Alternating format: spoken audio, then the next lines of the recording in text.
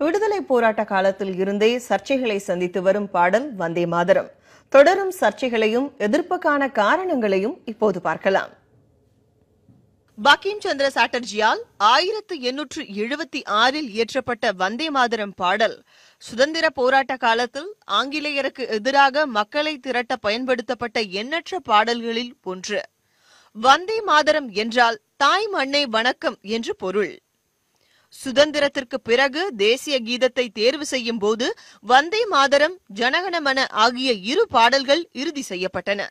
இரண்டில் எது தேசிய கீதம் என்ற சர்ச்சை வந்தபோது காந்தி, நேரு உள்ளிட்டோர் ஜனகணமன பாடலுக்கு ஆதரவாக நின்றனர். மேலும் வந்தே மாதரம் பாடலில் இந்திய நிலத்தை துர்க்கை அம்மனுக்கு ஒப்பிட்டு பாடல் வரிகள் வருவதால் அது இந்தியாவின் சமய சார்பற்ற நிலைக்கு எதிரானதாக இருக்கும் என்று விமர்சனங்களும் எழுந்தன. இஸ்லாமிய நம்பிக்கையின்படி ஒரே ஒரு இறைவனை மட்டும்தான் வணங்க வேண்டும் என்கிற அடிப்படை நம்பிக்கையில் இருக்கக்கூடிய முஸ்லிம்கள் தாய் மண்ணுக்கு வணக்கம் என்கிற வரிகள் கொண்ட, இன்னும் இந்த பூமியை கடவுளாக சித்தரித்து அந்த ஒவ்வொரு வரிகளையும் படிக்க வேண்டும் என்று சொன்னால் நிச்சயமாக இந்த தேசத்தில் இருக்கக்கூடிய இஸ்லாமிய சமூகத்தை போன்று ஏனைய இதே போன்ற நம்பிக்கை இருக்கக்கூடியவர்கள், நம்பிக்கையில் உள்ளவர்களுக்கு இது நேர் எதிரான ஒரு திணிப்பாக நாங்கள் பார்க்கிறோம். தமிழக சட்டமன்றத்தில் வந்தே மாதரம் பாடுவதை கட்டாயமாக்கும் முடிவு கடும் எதிர்ப்பை அடுத்து கைவிடப்பட்டதாக நினைவு கூறுகிறார் திராவிடர் கழக தலைவர் கி. வீரமணி. வந்தே மாதரம் பாடலை பாடணும்னு சட்டசபைக்கு முன்னால பாடணும்னு வந்தப்ப ஆட்சேபனை செய்து அவர் வித்ரா பண்ணிட்டார்.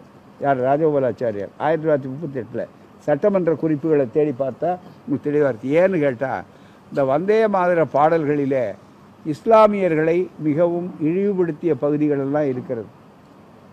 அந்த பகுதிகளெல்லாம் இருக்குது. ஆகவே தான் அது தவிர்க்க வேண்டும் என்று சொன்னார்கள். இப்போது அதை பாட வேண்டும் என்று கட்டாயப்படுத்துவது இருக்கிறதே மதச்சார்பின்மை தத்துவத்துக்கே விரோதமானது. சுதந்திரத்திற்கு பின் ஜனகணமன பாடல் தேசிய கீதமானாலும் வந்தே மாதரம் பாடுவது கட்டாயமாக்கப்படவில்லை. 2006 ஆண்டு வந்தே மாதரம் பாடலின் நூற்றாண்டை ஒட்டி அனைத்து பள்ளிகளிலும் அந்த பாடலை பாட வேண்டும் என்று அறிவுறுத்தப்பட்டு சர்ச்சை எழுந்தது. இந்நிலையில்தான் இப்போது சென்னை நீதிமன்ற நீதிபதி வந்தே மாதரம் பாடலை கட்டாயமாக்க வேண்டும் என உத்தரவிட்டுள்ளார். கட்டாயமில்லை என்று சொல்லிக்கொண்டே அதை பாட வேண்டும் என்கிற ஒரு தீர்ப்பை வழங்கியிருப்பது அதிர்ச்சி அளிக்கிறது. மீண்டும் இந்திய தேசத்தின் பன்மைத்துவத்திற்கு எதிரான நடவடிக்கையாக இது அமையும். கல்வியினுடைய நோக்கமே ஒரு தேசப்பற்று மிக்க ஒரு குழந்தைய வளர்த்தெடுப்பது தான். அப்போ அதுல ஒரு பாட்டு பாடு என்பதை இவர்கள் திணிப்பது ஒரு நீதிமன்ற உத்தரவு என்றால் எல்லோரும் கடைபிடிக்கணும். ஒரு கல்வியல் செயல்பாட்டில் உத்தரவு போட்டு ஒரு செய்ய முடியுமா என்பது ஒரு மிகப்பெரிய கேள்வி.